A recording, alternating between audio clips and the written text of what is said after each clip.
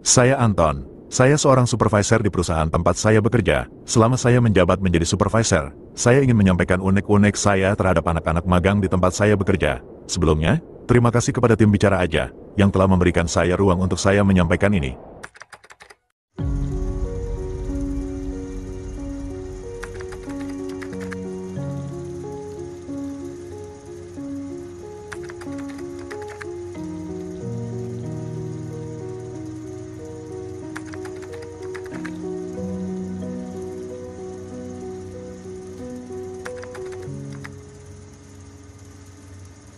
Ini perlu diperhatikan dan evaluasi lagi oleh pihak sekolah, sebelum menurunkan langsung anak-anak didik mereka ke dunia praktik kerja lapangan. Karena saya, sebagai supervisor, saya harus bertanggung jawab melakukan pengawasan kepada siapapun yang bekerja di perusahaan termasuk anak-anak magang ini. Makanya saat mengawasi anak-anak magang ini, saya sering dibuat terheran-heran dengan ulah mereka-mereka ini. Mereka ini sebenarnya pernah belajar atau memang sering jam kosong atau bolos, atau gak niat belajar. Mengapa saya mengatakan hal yang demikian? Ini karena mereka bahkan tidak bisa menerapkan apa yang seharusnya sudah mereka pelajari di sekolah ke dalam dunia kerja. Bayangkan aja, mereka ini kan anak-anak SMK jurusan administrasi perkantoran, tapi ketika saya mencoba menanyakan fungsi Excel sederhana, seperti sum, average, min, max, atau kontif, saya mendapati bahwa banyak dari mereka yang bahkan belum memahami konsep dasar operasi hitungan tersebut. Pernah saya uji dengan beberapa pertanyaan yang sangat-sangat sederhana. Pertanyaan paling gak logis kalau gak bisa jawab, berapa hasil 6 tambah 8, ada yang menjawab 12. Ketika saya tanya berapa rata-rata dari angka 6 dan 8, mereka bilang tidak tahu. Alasannya, mereka tidak suka pelajaran matematika.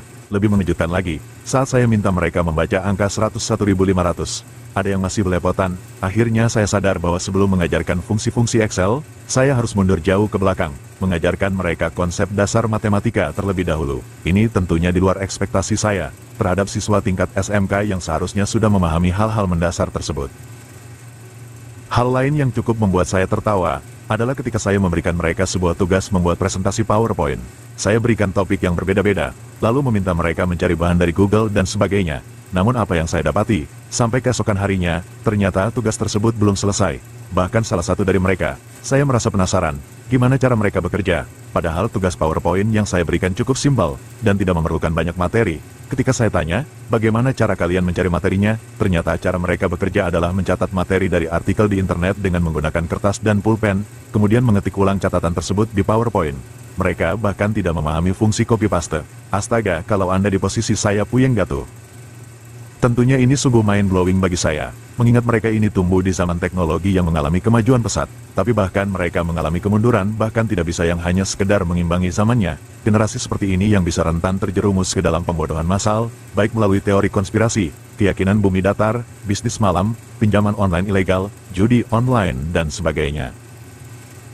Di sisi lain, mereka ini ternyata tidak hanya sekedar terbatas dalam aspek akademik saja, dalam hal etika dan perilaku, banyak dari mereka sering menunjukkan sikap yang kurang pantas. Saya sering mendapati mereka menaikkan kaki ke atas meja, berjoget TikTok di ruangan penting, tertawa keras di lobi kantor, atau bahkan tiduran di lantai ruang kerja. Sebagai pengawas, saya sampai kebingungan mencari potensi unggul apa yang bisa dikembangkan dari mereka ini. Untung saja mereka ini hanya anak magang. Kalau karyawan, mungkin sudah saya kasih catatan merah. Mungkin ada yang berpendapat bahwa wajar aja mereka ini masih anak-anak remaja yang baru puber. Tapi saya juga pernah seperti mereka. Bukan hanya saya, teman-teman saya yang dulu pernah magang bersama-sama, tidak melakukan hal-hal yang demikian. Lantas, apakah Anda masih bisa menormalisasikan perilaku mereka dengan alasan tersebut? Sudahlah, tapi saya hanya bisa mengikuti alurnya. Melihat kondisi yang demikian, jujur saya hanya bisa berharap bahwa dunia pendidikan dan masyarakat secara luas mulai lebih serius melakukan persiapan untuk membangun fondasi keterampilan dasar, etika, dan literasi teknologi untuk anak-anak mereka, terlebih bagi kita sebagai orang yang lebih tua. Jika tidak, tantangan yang kita hadapi akan semakin besar di masa mendatang.